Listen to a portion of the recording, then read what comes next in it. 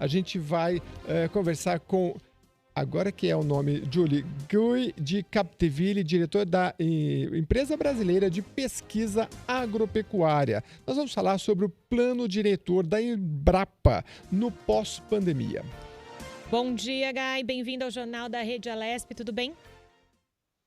Bom dia. É um prazer estar aqui falando com vocês.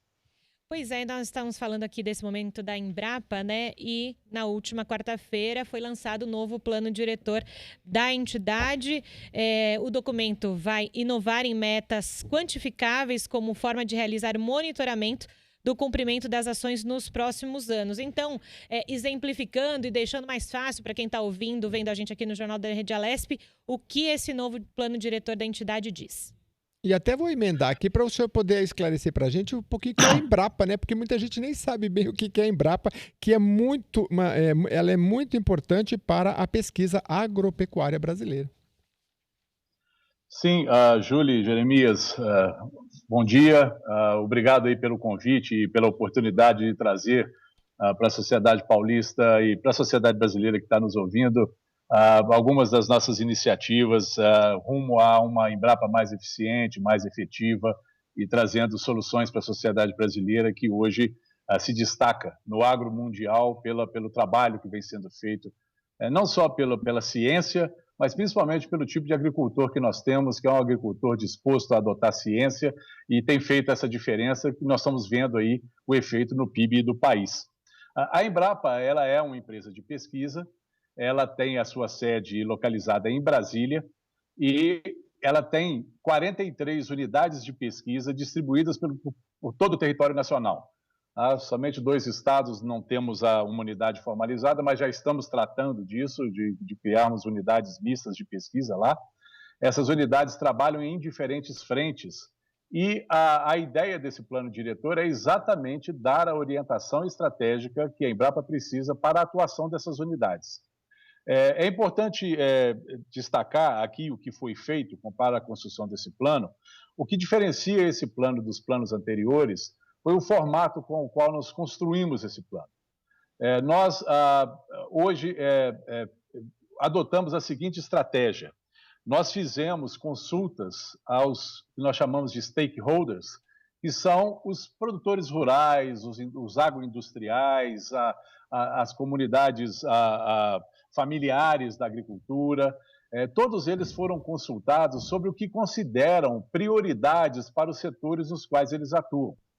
E a partir dessa consulta e também levantamentos feitos das políticas públicas existentes, das políticas públicas que são necessárias, a Embrapa tem um papel muito importante nisso, em fornecer informações que subsidiem o Ministério da Agricultura e outros ministérios no estabelecimento de novas políticas para o país. Então, esse plano diretor levou em consideração o ponto de vista desses produtores. Nós fizemos workshops, 2 workshops envolvendo lideranças dos setores do agro, para ouvi-los, para entender o que são as demandas principais que esse setor do agro tem. A partir disso, com essas informações de políticas e também olhando a agenda que a Embrapa tem hoje, já estabelecida, nós construímos esse plano diretor. Esse plano diretor, ele tem, o diferencial que ele tem hoje é que, além das iniciativas que vão dar origem a todos os trabalhos de pesquisa, desenvolvimento e inovação, a Embrapa, nesse plano diretor, está trazendo também como objetivos estratégicos algumas ações voltadas à área de gestão institucional. Então, a Embrapa, preocupada com racionalização de recursos, preocupada com a transformação digital que todos estão vendo aí, está crescendo muito no agro brasileiro, está crescendo muito em várias frentes, e também buscando eficiência na gestão e na governança, nós trouxemos, então, também objetivos estratégicos de gestão. Então, além dos objetivos estratégicos finalísticos, que diz respeito à pesquisa, desenvolvimento e inovação, nós também estamos trazendo objetivos estratégicos para a melhoria da nossa eficiência na gestão da empresa, que é uma empresa complexa, uma empresa com muitos empregados. Nós temos hoje em torno de 8.500 empregados, trabalhando em várias frentes. Eu vou dar alguns exemplos aqui. O grande diferencial, além nesse plano diretor, além dessa iniciativa de termos objetivos para a gestão, nós também vinculamos metas agressivas de entregas para a sociedade. Então, quando nós estamos olhando o plano diretor, nós temos aí no nosso mapa estratégico uma série de frentes. Por exemplo, novas tendências de consumo e agregação de valor aos produtos agrícolas, segurança e defesa zoofitossanitária. O Brasil hoje, e a Embrapa ajuda o Brasil segurando mais de 400 pragas que estão em vias de entrar no país por diferentes vias. São ameaças que nós recebemos constantemente e que o trabalho que a Embrapa vem fazendo com as suas instituições parceiras, nós estamos segurando o ingresso de várias pragas que poderiam ser um prejuízo muito grande para a agricultura brasileira. Então, a atuação nessa frente é crítica para o país.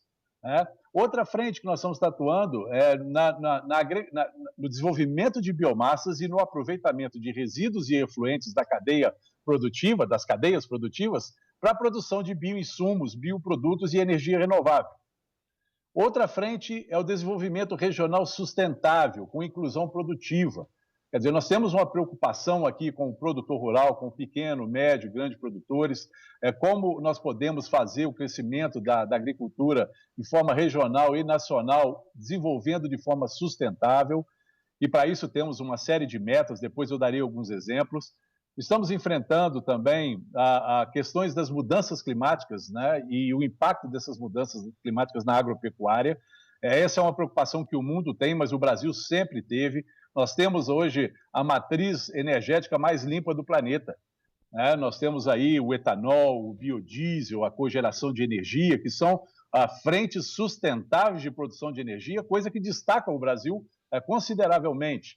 Também estamos preocupados em trazer para a nossa agricultura novas tecnologias de automação de processos, de agricultura de precisão, de agricultura digital, que são iniciativas, sem dúvida nenhuma, extremamente importantes e na fronteira do conhecimento, na fronteira do desenvolvimento industrial.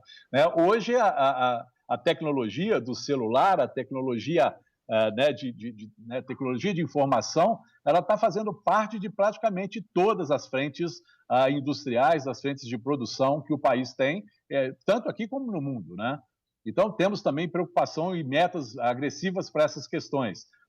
Temos também racionalização do uso de recursos genéticos e da diversificação de fontes de matérias-primas para a agricultura, além, claro, como eu já havia mencionado, da excelência na gestão e na governança. Então, quando a gente olha essas questões de transformação digital, sustentabilidade da agricultura, a Embrapa anteriormente dava essas orientações estratégicas, mas nós não tínhamos ainda definido metas específicas para atacarmos. E essa é a grande novidade dentro desse rol de objetivos estratégicos, é que nós vinculamos metas para até entre 2025 e 2030, ou seja, nos próximos 10 anos, entregas que nós faremos à sociedade. Eu vou dar alguns exemplos. Ao buscarmos num objetivo estratégico desenvolver tecnologias e conhecimentos que contribuam para a bioeconomia, por meio da utilização de recursos de base biológica para geração, como eu tinha dito antes, de bioprodutos, bioinsumos e energias renováveis, nós temos, por exemplo, uma meta de até 2025 viabilizar a incorporação pelo setor produtivo de 5 soluções tecnológicas alternativas a produtos de base não renovável. Aqui se incluem desenvolvimento de matérias-primas para a produção de novos combustíveis renováveis, buscar... Hoje nós somos totalmente dependentes de insumos importados, como, por exemplo, para a saúde humana, nós dependemos de antibióticos. Para controle de pragas e doenças na agricultura, nós importamos moléculas que são produzidas em outros países. Então, com essas metas, nós buscamos tentar desenvolver soluções nossas, soluções nacionais, que possam substituir essas que vêm de origem fóssil. Muitas vezes, a partir do refino do petróleo e de outras matérias-primas não renováveis, é que se obtém moléculas que são usadas no controle de pragas. Nós estamos querendo buscar nos recursos genéticos que nós temos disponíveis no país, que é a maior base de recursos genéticos do planeta, ou, diria, uma das maiores, e a partir dela obtemos essas moléculas, obtemos esses produtos que serão não só oriundos da nossa biodiversidade, mas também produzidos pela nossa ciência. Entendi. E isso vai nos trazer independência tecnológica, por exemplo. Sim. A gente está conversando com o Guy Capdeville, é assim que se pronuncia? Guy de Capdeville. Guy é um de nome de origem francesa. Guy Mas de sou Capdeville. brasileiro e muito orgulho, com muito orgulho. Que é o seguinte, eu queria que você falasse como é que é essa interface de você com o produtor e o governo, porque você está falando para a gente desse plano diretor, né? Me parece então esse plano, depois você explica para a gente quanto tempo ele vai vigorar, cada plano desse, né? Que está trazendo as novidades das metas, né? Mas assim, o agricultor que nos ouve, ou o pecuarista, sendo pequeno ou grande, ele contacta direto a Embrapa ou sempre o diálogo de vocês é sempre com o poder público? Não. Esse é um grande diferencial, uma grande mudança que a Embrapa implementou. Nós estamos agora focados em ter diálogo direto com o produtor rural, com o demandante das tecnologias para a agricultura. Existem várias formas de se fazer isso, mas um produtor rural que tenha um problema a ser resolvido, que ele tenha alguma dificuldade técnica que precise ser solucionada, ele pode entrar em contato diretamente com a Embrapa e ele será encaminhado para aquela unidade de pesquisa que tenha a capacidade de resolver esse problema. E hoje a Embrapa tem diferentes mecanismos para poder relacionarmos com o setor produtivo. Tá? É claro que nós temos toda uma relação com o governo, com a relação com os ministérios, principalmente o Ministério da Agricultura, do qual nós somos uma subsidiária. Mas nós temos hoje um canal aberto com os produtores. Então, quando nós montamos a nossa programação, nós fazemos consultas a eles através de questionários, através de telefonemas, através de reuniões presenciais, e com isso nós estabelecemos mecanismos para que esses produtores, sejam ele pequeno, médio ou grande, incluindo a agricultura familiar, eles podem entrar em contato com a Embrapa e nós desenvolvemos mecanismos de fazermos a pesquisa que interessa a esse demandante em diferentes formatos. A Embrapa hoje ela tem um modelo de gestão da sua programação que inclui o que nós chamamos de projetos de inovação aberta. Nós temos aqui um nome interno de projetos tipo 3, e são projetos que a gente estabelece com o setor produtivo diretamente. Como é que isso funciona? Essa lógica foi adotada com base no que foi a estrutura da chamada Embrapi, Empresa Brasileira de Pesquisa e Inovação Industrial. Essa Embrapi ela desenvolveu um modelo de financiamento de pesquisa que nós acabamos adotando. E como é que ele funciona? Nós, a Embrapa, nós estabelecemos a parceria com um demandante que, por exemplo, se for um agricultor familiar, 100% do financiamento dessa pesquisa vai ser feita pela Embrapa. O agricultor vai vir, né, nós chamamos isso de inovação social, nós trazemos esse produtor, conversamos com eles, identificamos o problema que ele tem e começamos, então, a desenvolver todo um planejamento de pesquisa, desenvolvimento e inovação para resolver esse problema. Mas isso também se aplica a produtores de pequeno, médio e grande porte. Quando se trata de produtores de grande e médio porte, como nós funcionamos é da seguinte forma. A Embrapa entra com 1/3 dos recursos financeiros, com 1/3 de recursos econômicos, mas não financeiros, que seria a equipe da Embrapa, né, os pesquisadores, os analistas, a equipe técnica, mais a infraestrutura que a Embrapa possui, e esse parceiro entraria com, no mínimo, 1/3 desse valor. O que diferencia isso? Primeiro, a solução específica que aquele demandante tem vai ser solucionada para ele. Segundo, ele vai ser o cliente preferencial de exploração dessa tecnologia que foi desenvolvida. E ele vai poder levar essa tecnologia para o campo, ele vai poder licenciar essa tecnologia para um terceiro para levá-la para o mercado. O objetivo da Embrapa como instituição pública, 100% financiada pelo Estado, 100% financiada pelos impostos pagos pela sociedade, nós não temos fins lucrativos, mas nós temos o objetivo de entregas que sejam pragmáticas, robustas para a sociedade brasileira. E a gente, claro, tem que fazer isso através do setor produtivo. É claro que a relação com os industriais, com os agroindustriais, com os produtores, ela é fundamental, porque são eles que vão adotar essas tecnologias. Então, esse modelo barateia o custo de investimento que uma empresa precisaria fazer para se desenvolver uma solução científica, porque a Embrapa entra com parte desse trabalho. E a coisa mais interessante aqui é que esse trabalho acaba sendo totalmente focado. Então, o que sair desse trabalho, com certeza terá alcance em mercado, porque nós já teríamos um adotador principal, que é esse parceiro, e ele muito provavelmente levaria isso para o mercado, trazendo ganhos tanto para a Embrapa quanto para esse produtor e para a sociedade em consequência. Em outro momento, nós conversamos aqui com o presidente da Embrapa, o Celso Moretti. Ele falava justamente que você também falou no início da entrevista do quanto o agronegócio no Brasil ajudou o PIB e ajudou o crescimento econômico nesse momento de pandemia. A gente sabe que aqui o estado de São Paulo é um dos grandes estados, né, dessa área de agronegócio, só vê o nosso interior paulista como é. Efetivamente, para os estados e para esse pós-pandemia, a gente tem sempre falado no pós-pandemia, né, Gui, do que fica, né? E o quanto, então, esse novo modelo, esse novo plano diretor da Embrapa, o quanto os estados e a própria população será beneficiada nessa questão de giro econômico? Sem dúvida nenhuma, esse momento é um momento crítico que nós estamos vivendo, né, globalmente. Todos estão percebendo isso. O Brasil tem reagido de forma bastante eficiente, né? Nós passamos aí um período difícil, mas estamos retornando.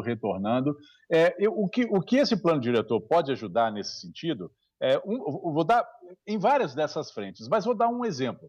Hoje, com essa situação que nós estamos vivendo, que estamos aí, ninguém mais aperta a mão ou dá um abraço, né? Pelo menos enquanto não surgir essa vacina, nós todos estamos aí com essa preocupação. Nós estamos, então, que buscar o que nós chamamos hoje de tecnologias low touch ou no touch, ou seja, tecnologias que a gente usa a tecnologia da informação para poder trazer soluções. Vou dar algum exemplo. Imagina um produtor que tem um rebanho, né, e ele precisa tratar desse rebanho, ele precisa de volume de pessoas para poder tratar esse rebanho e acaba colocando em risco as pessoas que estão ali trabalhando. Né, vamos dizer um rebanho, ou vamos dizer uma criação de aves, uma criação de suínos, etc. Quanto mais automatizada for essa produção, usando tecnologias da informação, menos risco de contato o produtor terá, mas mais ganho de eficiência ele terá. Então, se você precisa encher o coxo com alimento na hora certa ou trazer água fresca para o aviário, enfim, tudo isso pode já ser feito hoje com tecnologias que nós chamamos de no touch ou low touch, né, de baixo contato ou sem contato. Essas tecnologias vão avançar cada vez mais. Hoje nós já temos tratores que não precisam nem de piloto, né? Eles vão fazendo a colheita, ele é todo programado para fazer isso, e ele vai e só vai ter um acompanhamento periódico por uma pessoa. Quer dizer, eu não estou aqui falando que nós vamos perder empregos com isso, não, nós só vamos passar a qualificar os profissionais que vão atuar nessas novas frentes tecnológicas. Mas isso vai trazer muita eficiência e redução de custos para o produtor, né? E isso acaba revertendo em lucro para a produção agropecuária, revertendo em lucro para o produtor, né, para os diferentes níveis que a gente tem. Nós estamos conversando com o Gui Capdeville, ele é diretor da Embrapa, a Embrapa que tem esse papel importante aí na pesquisa da agricultura e da pecuária em todo o Brasil, falando aí sobre esse plano diretor que, salvo engano, vai até 2030, né, Gui? Você já confirma para a gente, mas eu queria falar da importância desse plano diretor para a questão dos recursos públicos. Aqui no estado de São Paulo a gente tem a FAPESP, que tem o recurso. Como é que vocês amarram esse plano diretor para os recursos de pesquisa? A grande coisa que nós estamos fazendo dentro da Embrapa é exatamente tornar a nossa programação o mais eficiente possível. E essa eficiência ela vai em todos os níveis, inclusive o nível financeiro. Tá? Quando nós fazemos um plano diretor desse com metas específicas, nós acabamos focando a nossa programação de pesquisa. Respondendo a sua primeira pergunta, sim, esse plano é para 10 anos, mas um outro diferencial desse plano é que ele não é um plano estático. À medida que metas forem sendo atingidas, nós vamos inserir novas metas. À medida que a gente perceber mudanças globais, mudanças no país, demandas diferenciadas do produtor, nós também vamos ajustar o plano. Então, esse plano ele é um plano flexível. A ideia desse plano exatamente ao fazermos foco na nossa programação, nós estamos tornando essa programação mais eficiente em uso dos seus recursos financeiros. E ao fazermos esse foco, nós reduzimos a necessidade de recursos vindo da sociedade, recursos vindo do governo. Nós estamos também, com esse estilo de projetos que eu mencionei, os projetos tipo 3, buscando recursos junto com o setor produtivo, junto com o setor privado. Quer dizer, a gente reduz a dependência do Estado, aumentando a nossa capacidade de atender a demandas que são reais, que são necessárias, e não fazendo pesquisas que somente para o avanço no conhecimento. Essa pesquisa do avanço no conhecimento, ela continua, mas o foco na nossa programação está permitindo com que a gente faça entregas assertivas. E ao fazermos entregas assertivas, isso significa que o dinheiro que é investido chega de fato na sociedade por conta desse exercício de foco que o nosso plano diretor permite que a gente faça. Muito bem. Pode falar um pouquinho mais das metas para a gente, porque estava muito interessante. Você estava falando da questão da tecnologia, né? Que acho que permeia muito aí essa questão do plano diretor de vocês. Sim. Voltando aqui, eu estava dando o exemplo, né, no caso do aproveitamento, agregação de valor, produção de biomassas para é importante falar aqui, uma das nossas bandeiras, da bandeira da atual diretoria, do presidente Celso Moretti, é a bioeconomia. Aqui é importante separar a bioeconomia em duas frentes. Nós temos aquela bioeconomia tradicional que existe desde que o homem começou a produzir alimentos e negociar alimentos, seja à base de troca, né, lá nos idos, né, iniciais, mas também na base de comércio. Mas nós temos hoje uma bioeconomia que é uma bioeconomia mais moderna. É o que nós chamamos de bioeconomia de renováveis. A ideia é usar recursos renováveis para produzir insumos. Então, para a gente poder fazer isso, nós precisamos desenvolver novas matérias-primas. Não dá para pensar que nós vamos usar matérias-primas como a soja, né, como o dendê, para produzir isso, porque essas são culturas alimentares, usadas na produção de alimentos. Então, nós estamos querendo desenvolver novas matérias-primas que não são necessariamente fontes alimentares, mas são fontes de moléculas, de materiais, de fibras, né, de energia que a gente pode explorar sem competir com a produção de alimentos. Então, um exemplo seria isso, dentro dessa lógica de desenvolver tecnologias para, dentro do contexto da bioeconomia, usar esses recursos de base biológica para bioprodutos, nós temos, então, que produzir matérias-primas. Então, viabilizar a disponibilização de algumas matérias-primas renováveis para uso nesse contexto da bioeconomia. E com isso a gente abre novas frentes de produção agrícola, novas frentes de produção industrial e sem competir com a produção de alimentos. Tá? Então, a coisa mais importante para avançarmos nessas frentes é termos matérias-primas disponíveis. Então, a gente tem que trabalhar isso. Agora, ao trabalharmos as matérias-primas, nós temos que trabalhar também o uso dela, porque se ela não tem um uso definido e claro, não vai ter ninguém querendo produzir. Então ciclo a gente aí, abre um leque de perspectivas de novos processos produtivos. Muito legal. É um ciclo aí, um desafio, né? Essa questão última que você colocou. Eu queria agradecer muito a sua presença aqui no Jornal da Rede Alesp, atualizando aqui a gente sobre o plano diretor da Embrapa. Foi muito ilustrativo para a gente. Muito obrigado pela sua entrevista. É um prazer. Obrigado a você, Jeremias.